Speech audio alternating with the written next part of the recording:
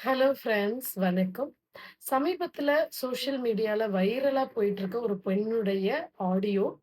அவங்க சூசைட் பண்றதுக்கு முன்னாடி அனுப்புன ஆடியோ. அதாவது ரொம்ப லக்ஸரியா திருமணம் பண்ணி வச்சிருக்காங்க. ஆனாலுமே வரதட்சணை கொடுமை அப்படின்றத அவங்களால மேனேஜ் பண்ண முடியல. அப்பா, அம்மாவையும் மேனேஜ் பண்ண முடியல. திரும்ப நம்ம வீட்டுக்கு வர்றதா, இந்த லைஃப அ மாத்தவே முடியாதா?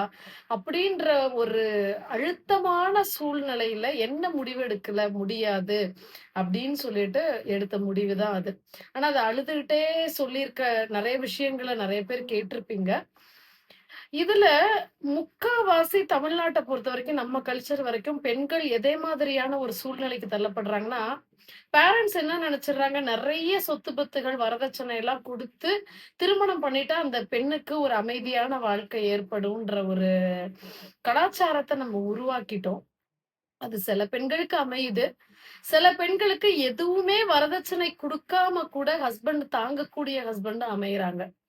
இந்த போராட்டத்துல பெண்கள் போனதுக்கு அப்புறம் அவங்களுக்கு அதே மாதிரியான ஒரு வரதட்சணை பிரச்சனையோ, ஒரு கணவனால ஒரு பணம் காசுக்காக தான் அந்த கணவன வந்து நம்ம கணவன்ட்டேருந்து ஒரு அன்ப பெற முடியுதுன்ற ஒரு நிலைமையில ஒரு பெண் அந்த ஒரு வாழ்க்கையில இருக்கால்ல, அத விட ஒரு கொடுமை எதுவுமே கிடையாது. அந்த நிமிஷமே என்ன ஆயிடும் அப்டின்னா, அந்த கணவன் மீதான ஒரு அன்பும், அக்கறையும் எல்லாமே அங்க அவளுக்கு போயிடும். சோ, அதுக்கப்புறம் அந்த கணவனோட ஒரு தாம்பத்திய வாழ்க்கையோட குழந்தை பெத்துக்கிட்டு, இந்த வாழ்க்கைய எப்படி ஒரு போலியா வாழ்றதுன்ற ஒரு பெரிய கேள்விக்குறிக்கு ஒரு மன அழுத்தத்துக்கு ஆளாயிடுறா. அப்போ ஒரு பணம் தேவைக்காக தான் நம்மள திருமணம் பண்ணியிருக்காங்களா?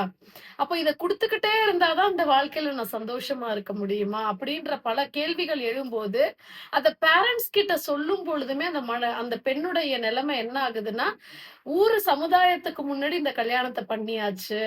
இவ்ளோ செலவு பண்ணி பண்ணியிருக்கோம். அது மட்டும் இல்லாம, அங்க சின்ன சின்ன சங்கடங்கள் இருந்தாலும் நீ அனுசரிச்சு போகணும் அப்படின்ற ஒரு நிர்பந்தம் எல்லா பெண்களுக்குமே அங்க கொடுக்கப்படுது. தீர விசாரிக்கப்படுறதுக்கு முன்னாடி, நீ அனுசரிச்சு போயிடு. ஆனா, அந்த அனுசரிச்சு போறதுக்கும் ஒரு எல்லை இருக்கு இல்லையா?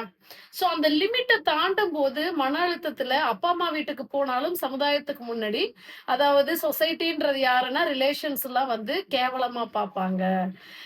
அப்பா, அம்மாவ வந்து தோத்து போன மாதிரி பார்ப்பாங்க. அவமானமா போயிடும் அப்பா, அம்மாவுக்கு. நான் ஒரு நல்ல லைஃப்ல இருக்கேன்றத நிரூபிக்கிறதுக்காகவே எத்தனையோ பெண்கள் புடிக்காத திருமண வாழ்க்கையில, தன்னுடைய சொந்தக்காரங்களுக்காகவும், அம்மா, அப்பாவுடைய கௌரவத்துக்காகவும் வாழ்ந்துட்டு இருக்காங்க. ஆனா, அதுக்குமே ஒரு லிமிட் இருக்கு இல்லையா? சில பாசிட்டிவ்ஸ் இருக்கும். மோர் நெகட்டிவ்ஸ அந்த பாசிட்டிவ்ஸ் வந்து ஓவர்கம் பண்ணக்கூடிய ஒரு